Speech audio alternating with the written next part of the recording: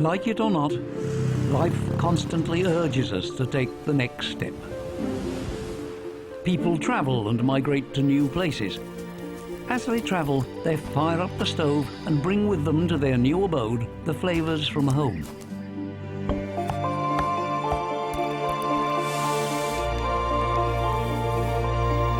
From migration to the logistics of food.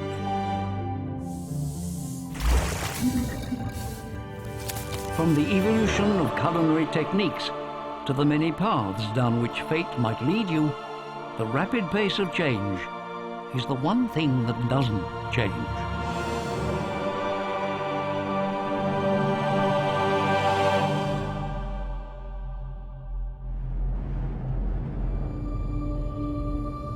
Ningxia, Tibet. The warm, moist monsoon from the Indian Ocean is fanning plant growth. This is Baima Jiandui's busiest season. It's so small. Gastrodin and reishi mushrooms are important sources of income for Baima Jiandui. But in a month's time, their season will be over. It's broken.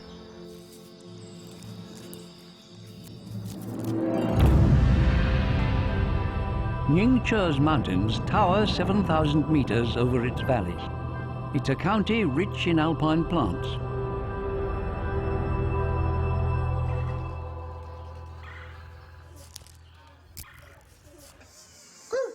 Baima Jiandui's brother has finished school.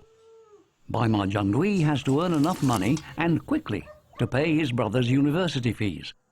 But first, he's getting him a special gift. About 80% of Tibet's forests are found in Ningxia.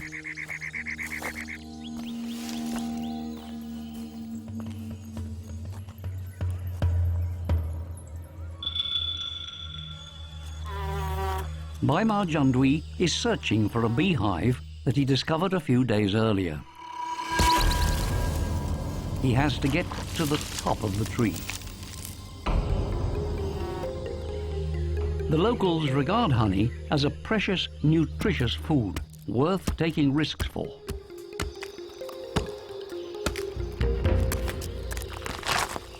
Surprisingly enough, this is a centuries-old custom.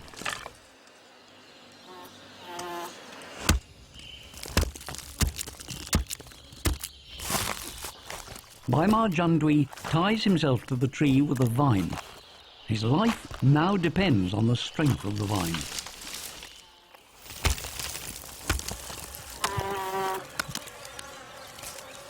Things go well. After an hour, Baima Jiandui has made good progress.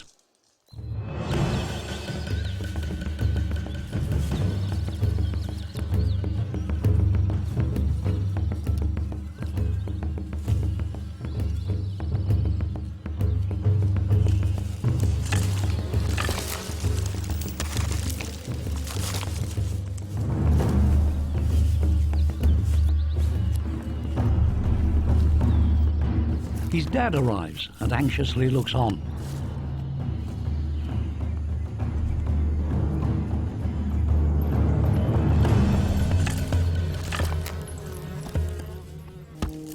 Baima Jiandui is slowing down, as it's getting too dangerous to chop the trunk with both hands. Don't be afraid. Look up and keep a firm grip. Don't be nervous.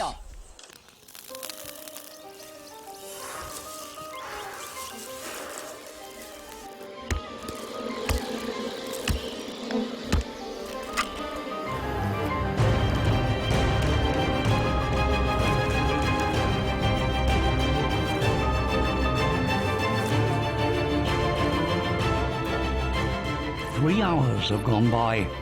He's almost there.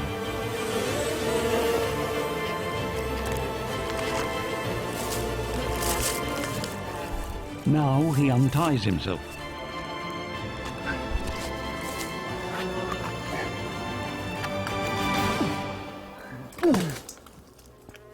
I get scared climbing on tall trees, but I know I can't be scared. Otherwise, I'll fall down.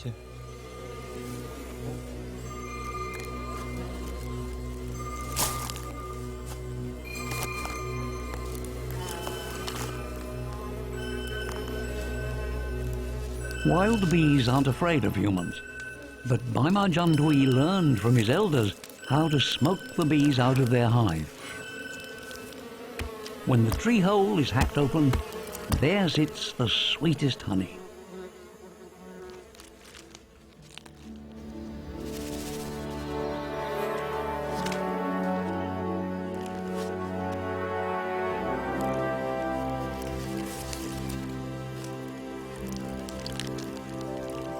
How delicious.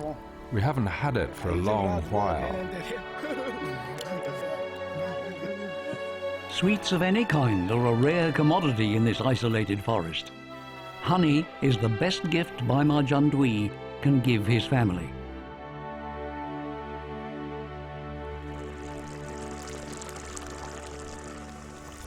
Something sweet is the simplest and most original kind of delicacy. 80% of honey is fructose and glucose. Unlike refined cane sugar, honey can be readily absorbed by the body in its undissolved form. Honey is irreplaceable in Chinese cuisine, both in cooking and in making desserts. For young Tibetans, honey is a 10-story climb away. Elsewhere, the search for honey can be a journey of 1,000 miles. The rape flowers are blossoming. Tan Guangshu is ready to set off. Start off. Tan Guangshu is a professional beekeeper, a job that over 20 years has helped him raise 2 children.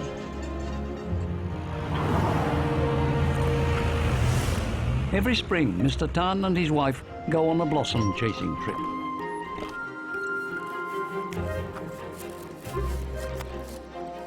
Overnight, they've driven 500 kilometers to the Qing Mountains.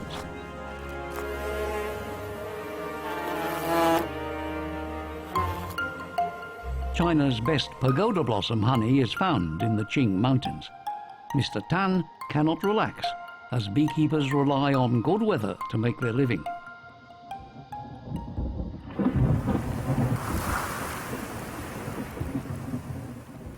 It is mid-April. A sudden change in the weather brings heavy rain and an early end to the flower season. Nobody knows how long the bad weather will last.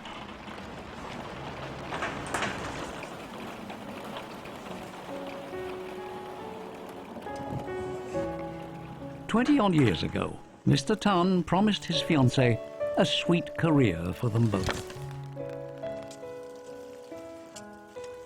When I was engaged to old Tan, he said being beekeepers would take us on many romantic trips. But after we got married, we braved the wind and dew. It's a hard life.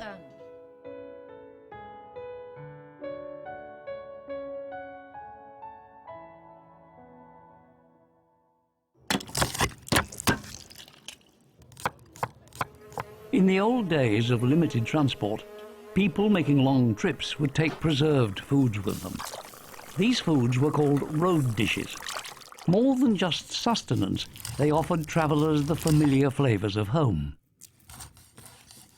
Mrs. Tan, who comes from Sichuan, brings joy and life to the seemingly lonely journey.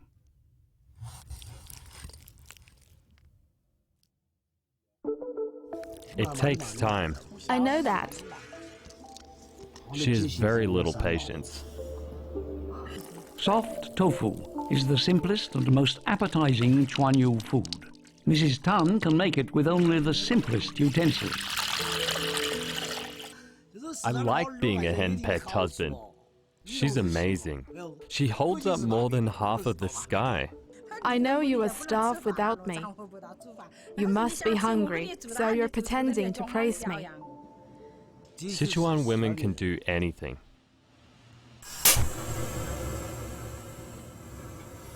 Heating the soy milk in brine makes its proteins combine in a net-like structure.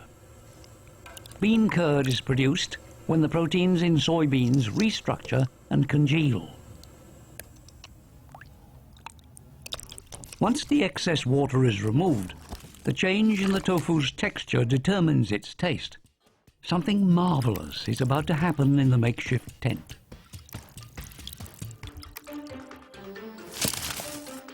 It's time to add some condiments. Some refreshing coriander, cool mint,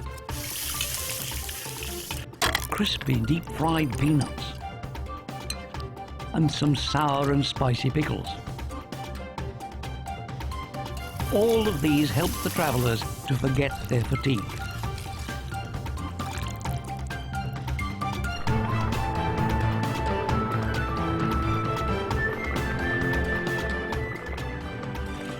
Tan, look at my soft tofu.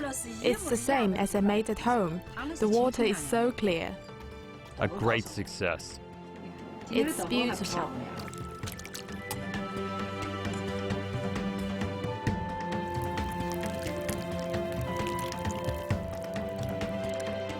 It tastes good when eaten hot. Great. I've made you tofu, so you're so gentle to me. You're a wonderful wife. Now you say that. She's the boss of our family. He's a hand-picked husband.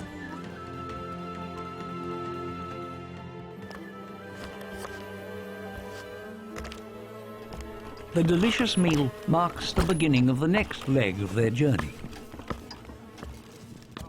Everything they own, weighing over 10 tons, must be loaded onto the truck 2 hours before dusk. The beekeepers spend 11 months a year on the road.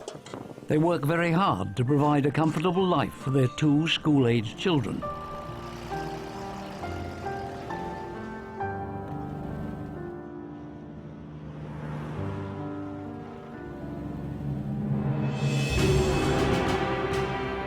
Through 20-odd years of toil, always on the move, rain or shine, the hard-working couple have kept each other company. The familiar flavors of home help dispel loneliness too.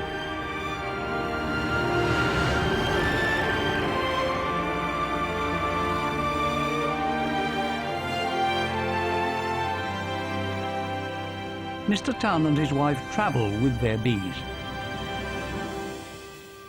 But another migratory group travels light. They bring nothing but their hands.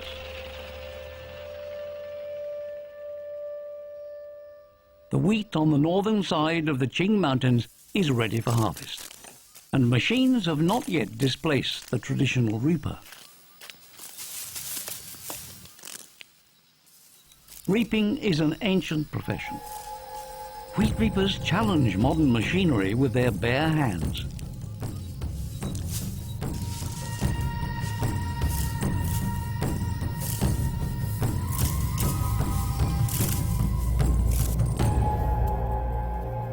Wheat, which once changed human civilization, is the most widely grown crop in the world. From common buns to guokui, to noodles, bread stuffed with cooked meat, lamb soup, and a wide variety of snacks, flour is the cornerstone of the Shanxi diet.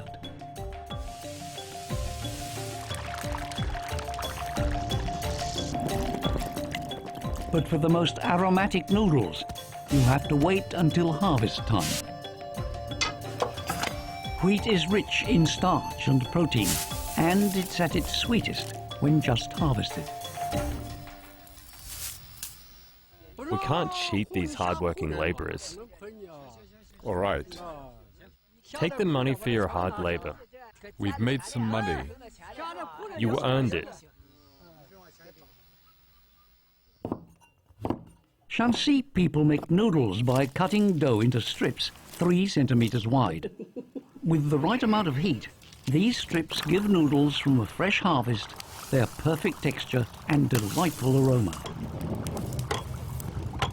Grandma knows better than anyone the secret to making noodles. To make delicious noodles, you need the intense heat of a well-fanned stove.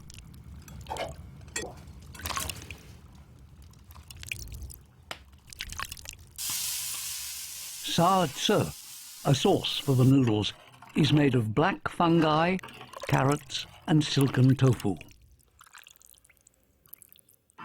The zingy, oil-doused chili paste is the best companion to a bowl of noodles. We're all farmers. Don't stand on ceremony. A simple meal. That's good. It's the custom to show the reapers hospitality. After a hard day, a high intake of carbohydrate can help maintain the body's glycogen level. Today, there's no real advantage in reaping by hand except on narrow strips on steep slopes. A reaper earns up to 200 yuan for harvesting around 650 square meters in a 10-hour day. A harvester only costs 100 yuan. You want 200. A harvester is a machine and it only needs fuel.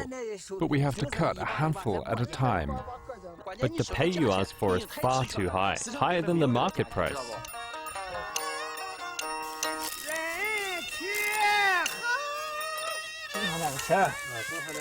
With this money, I can buy something for my child and pay off my debts. If we can make some money for a bit of food and drink, we'll be happy.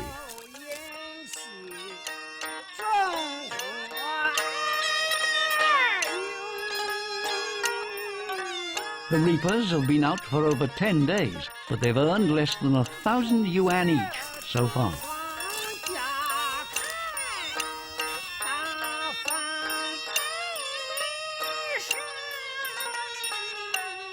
The relatively high cost of reapers makes them something of an anachronism. Ma Wan-chuen and his men may well be China's last ever group of wheat reapers.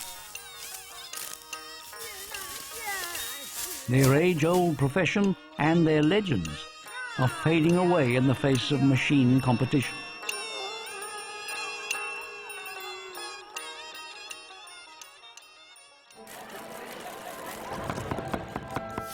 Our food may come from the mountains, or it may come from the faraway ocean. The food-gathering journey from the field to the dinner table is an arduous one.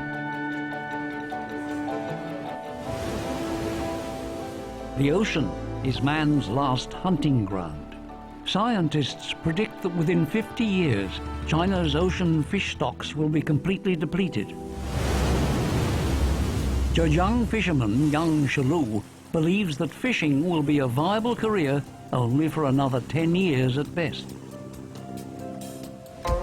Following a 3-month closed season, today is the first day of the fishing season in the East China Sea. This is what is called a couple's boat. It's how fishermen here get around. After a 4-hour, 60 nautical mile boat ride, the couple cast their first net.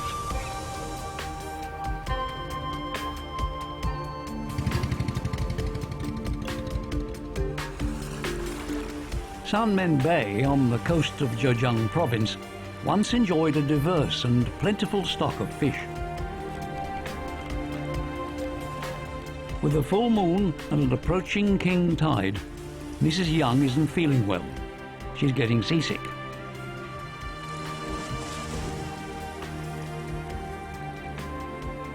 When the couple are at sea, it is Mr. Young who cooks and does all the chores. It's been a tacit pact between them for over 20 years. Boiled noodles with deep-fried crabs. It's a no-frills dinner, and when it's over, 6 hours of laborious work lie ahead of them.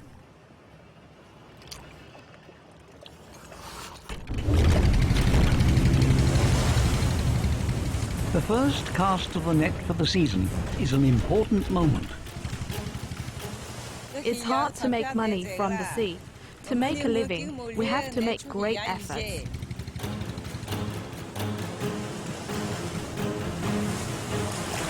They raise the net anchor and haul the net aboard.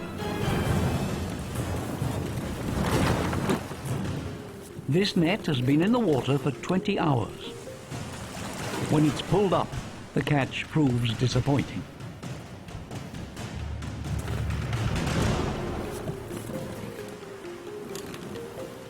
They finally glimpse a butterfish. just as it gets away. 6 hours have gone by, and Mr. Young hasn't caught any fish. Fortunately, he does get some sea crabs. Once again, the ocean is generous. Our whole family relies on this boat. Without the sea, there'd be no living for us. A night's hard work has brought a catch of 50 kilos. Their sea crabs will be sold to restaurants in cities around China in the next 10 hours.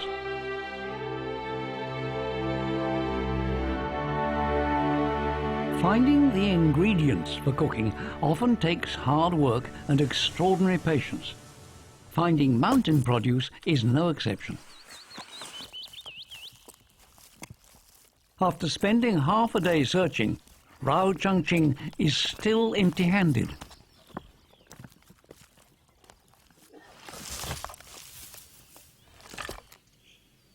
He's trekking on the Qingfeng Fault, 2,400 meters above sea level.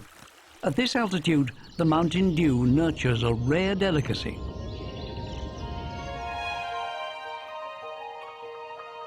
Shiitake mushrooms. Growing on dead tree trunks, they are the king of mushrooms. These days, shiitakes are also grown commercially. But while farm shiitakes look great, Mr. Rao knows they don't taste nearly as good.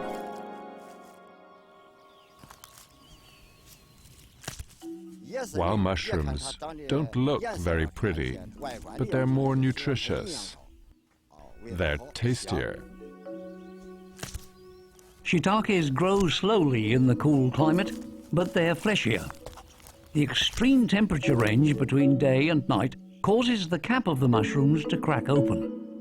It takes a special set of climatic conditions for shiitakes to thrive.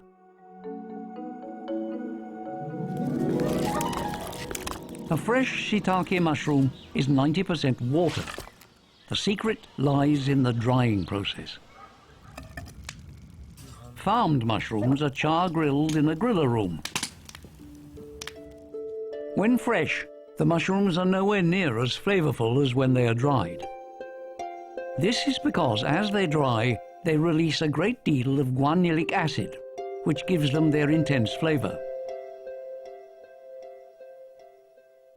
So it is only when the fungi are dried that they become a delicacy. Mr. Rao prefers to dry his wild shiitakes by natural means.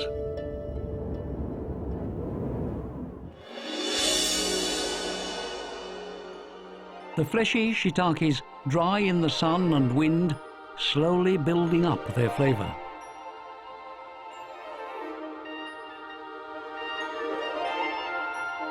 Shiitakes that grow in the wild don't look as nice as farmed shiitakes, and they don't attract a good price. Mr. Rao intends to save this rare delicacy for his family. Wherever you go, people have special treats reserved for their loved ones.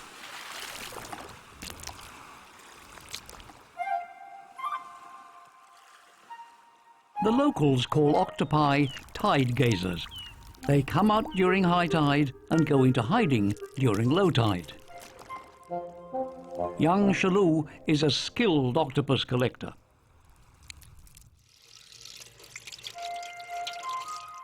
My parents get busy when I come home.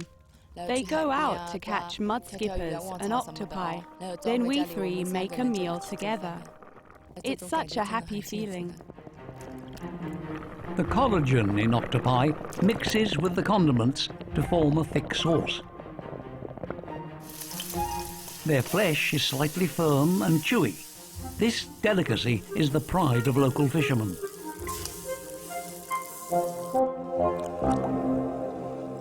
But Lily's favorite seafood is still hiding in the mud. It is the Mudskipper, an amphibious fish.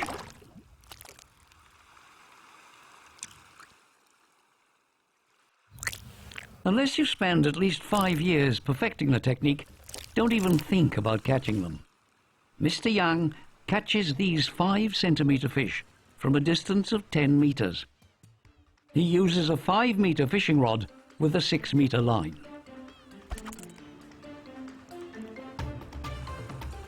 When I was little, I loved mudskippers, but Dad didn't know how to catch them.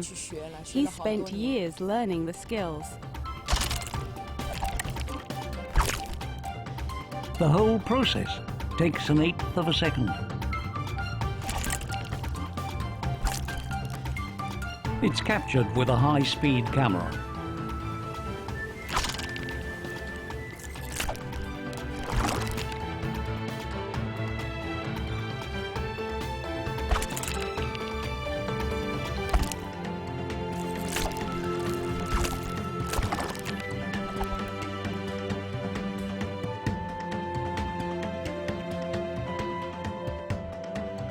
Dad, you're amazing.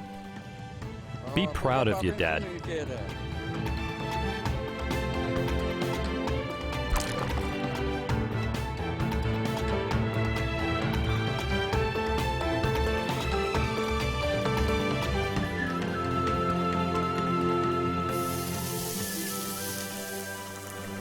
A few mudskippers are all you need to make a delicious fish stew. The fish is tender and the stew is bursting with flavor. Smoking mudskippers over a hay-fueled fire expels the oil from the fish. Once they're dried in the sun, they can be used as condiments to accompany any other seafood or dish. They add rich flavors without overpowering the flavor of the other ingredients.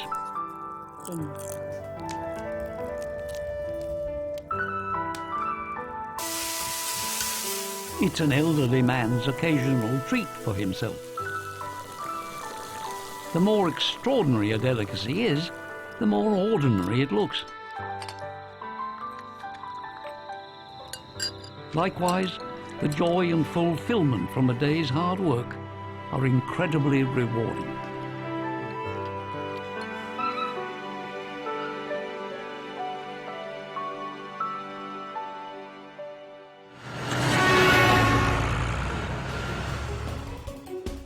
Abalone from coastal Dongshan to Shanghai, groupers from the Pearl Delta region to Chengdu, vegetables from Guangxi to Beijing, and mushrooms from Kunming to Xinjiang. Insatiable appetites and a highly developed infrastructure are the drivers behind the rapid transportation of food. Travel is no longer exclusive to people. Food is always on the go too. The free flow of food and people has created a huge diversity of flavors and cooking styles.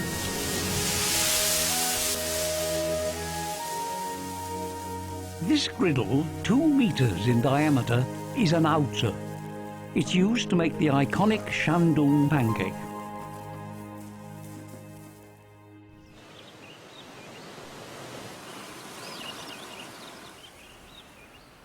The rainy midsummer is the wettest season in the Yimeng Mountains.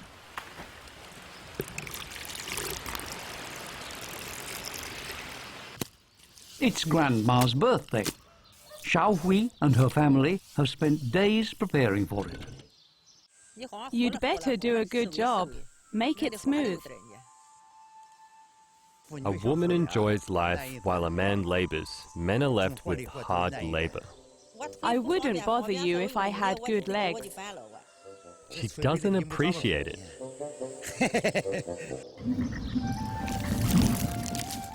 Shandong pancakes are made from ground dried sweet potato, or they may use soya, wheat, sorghum, or corn.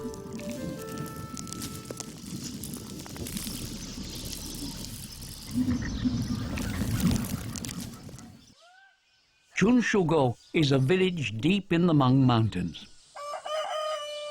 It clings stubbornly to its traditions.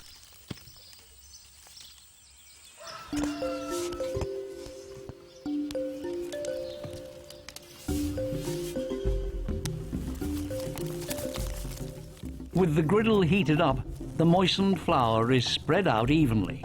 A batter quickly forms. As the steam rises, the distinctive aroma of the grains fills the air.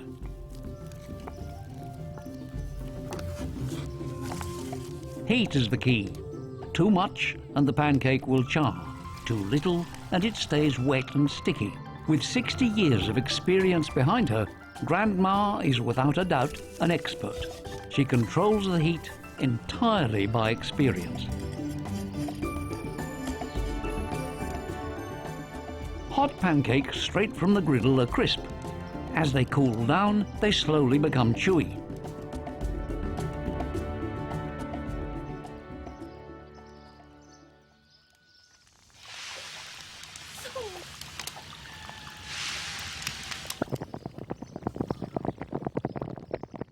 These days, pancakes are used to wrap everything, from meat and fish to vegetables and salads. You can put in a little or a lot.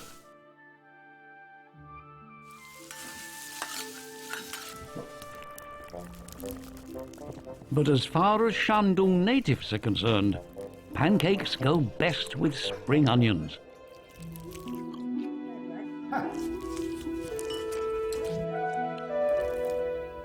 To Shandong people, the taste and texture are what matter most with pancakes.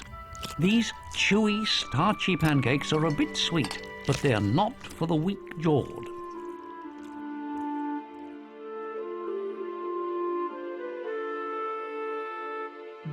Wraps and pancakes of all sorts have evolved in a spectacular way. In Chaozhou, Guangdong province, 1,700 kilometers to the south, spring roll wraps are made instantly with a single deft motion. Filled with mung beans, spring onions, dried prawns and fish sauce, deep-fried spring rolls are crispy on the outside and soft on the inside. 1,600 kilometers west, in Guiyang, Servava or silk doll is the favorite wrap among the local girls.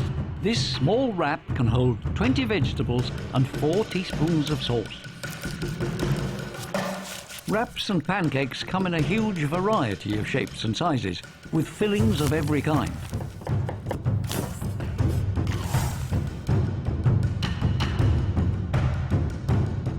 All these wraps may seem to have migrated and evolved on their own, but when we trace their migratory past, their migration ultimately coincided with that of people.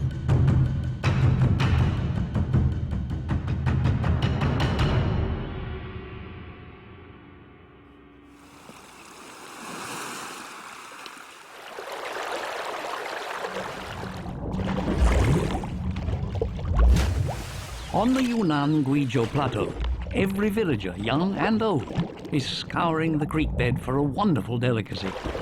They leave no stone unturned in the search for a magical ingredient.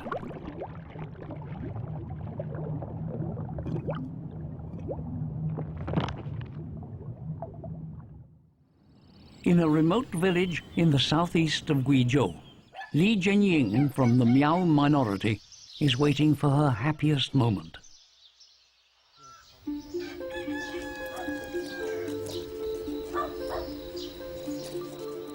I'm so happy.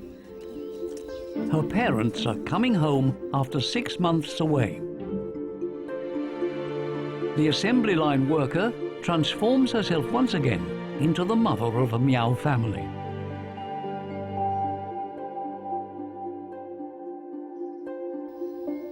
The rice flowers are blooming. With no time to spare, Yu Gaoli is getting ready to make some soused fish for the family.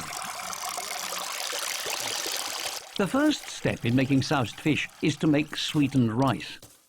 Sticky rice is washed and steamed before yeast is added to begin the fermentation process.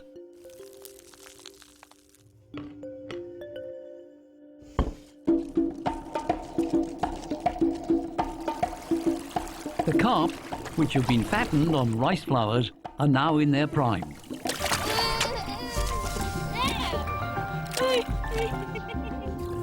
Catching the carp is more like an outdoor family game.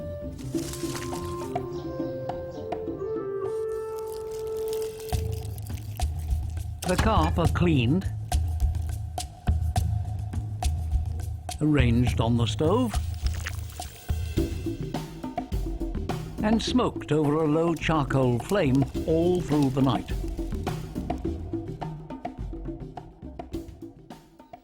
Next, the power of the wind is needed to dry and ferment the fish, creating a unique blend of flavors.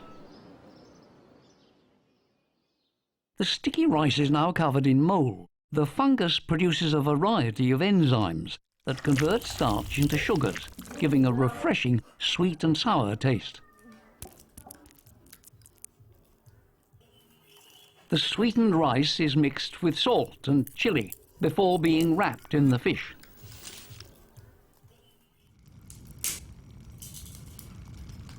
The rice flour carp may be eaten as they are, or they may be steamed or deep fried. However they're prepared, the taste of soused fish and sweetened rice is irresistible.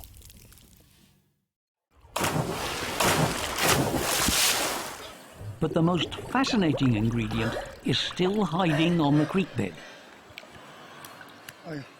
Every August in Chaogang village, every villager, young and old, is out searching for one thing.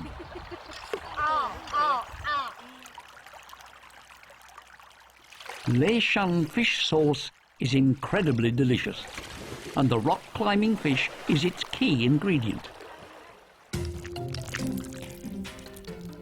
The opportunity to make the sauce only comes once a year. It must be made with the freshest chilies, preferably Jingjiao chilies.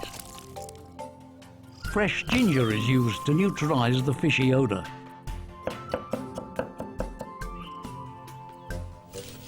Litsea pungans, known locally as mountain pepper, is a condiment found in southwest China. It has a strong and enchanting aroma. Plenty of salt is added to season and preserve the fish.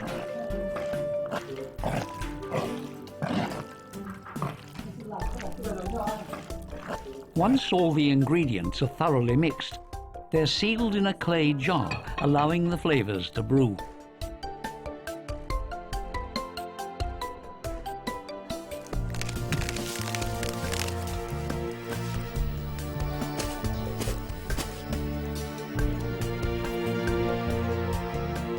Mr. and Mrs. Yu work in a clothing factory in Guangdong. They've come home because their half-hectare of corn is ready for harvest. As the family's breadwinners, the parents also have to maintain the house and do other chores. They get to spend 2 weeks with the family.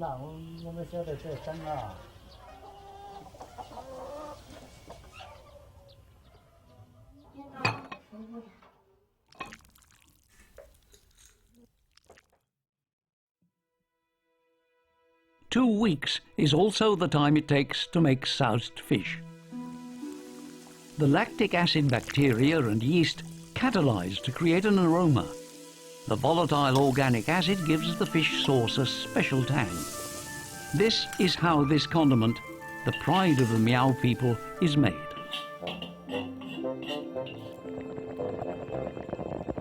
A teaspoon of fish sauce can turn the most ordinary ingredient into a wonderful sour delight.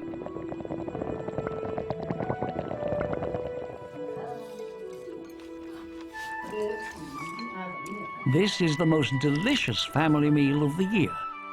It is also bittersweet and emotional. I'm happy when Mom and Dad are back, but I know they're leaving soon. I can't do anything to make them stay. In rural China, over 61 million children, equivalent to the entire population of the United Kingdom, are growing up without their parents by their side. These children are the home-sitters of rural China. Li Jianying and her brother have prepared a small jar of fish sauce for their parents. 5 o'clock in the morning. Time to say goodbye. Don't miss us. Eat more at each meal. Remember. Goodbye.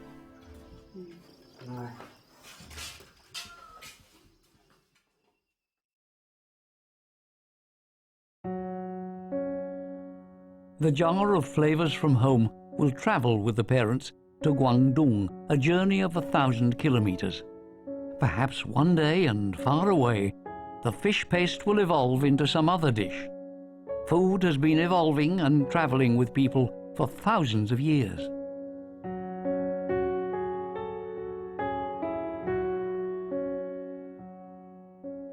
No matter how far you travel, the familiar flavors of home are one thing that always remains in your mind. Like a gastronomic GPS, they link the life of the traveler to deep-rooted memories of home.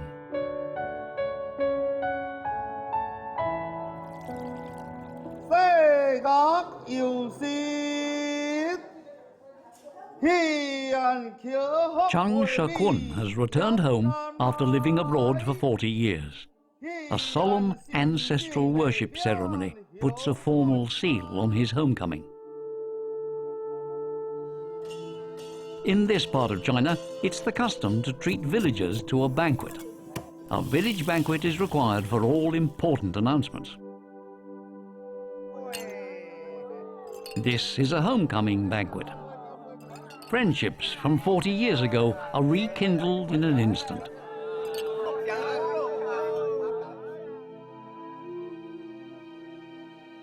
Mr. Chung worked on a ranch in the United States for many years. The familiar tastes of home were another encouragement for Mr. Chung to return. In Quanzhou, Fujian and Taiwan, and among Chinese expatriates in Southeast Asia, the tastes of home are known as the flavors from antiquity.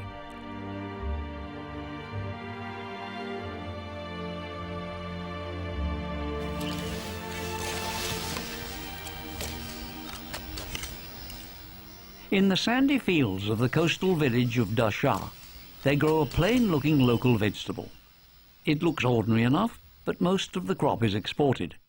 It's sand radish, almost 90% water, but with a smooth, silky, non-fibrous texture.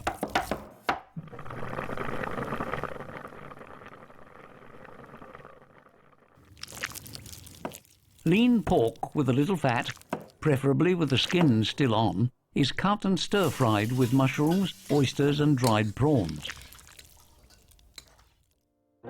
Rich pork, refreshingly sweet radish and perfectly steamed rice make up the enticing dish of radish rice.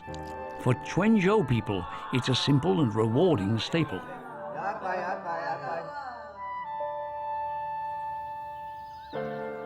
While toiling abroad for much of his life, Mr. Chung brought blessings and prosperity to his large household.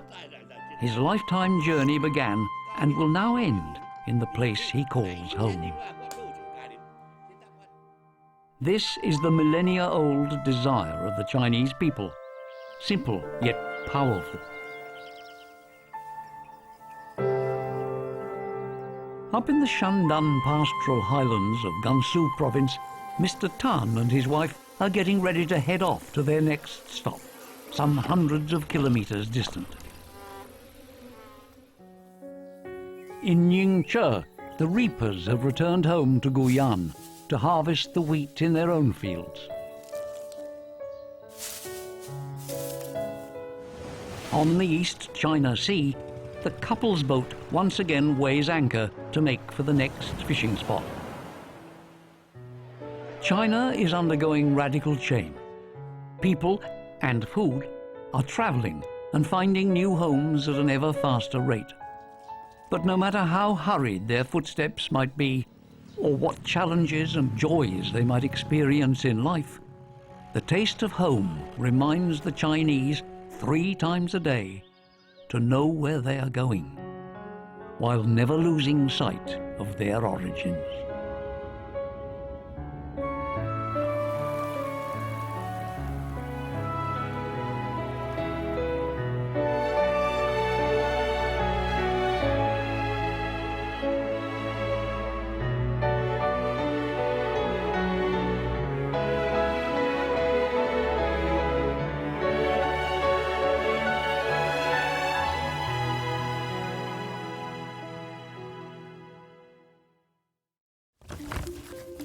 The depth of Chinese cuisine is unmatched. But as master chefs retire, traditional recipes are dying out, a problem that awaits a solution by culinary artists of every school. The next episode will tell the story of how the culinary arts are passed on.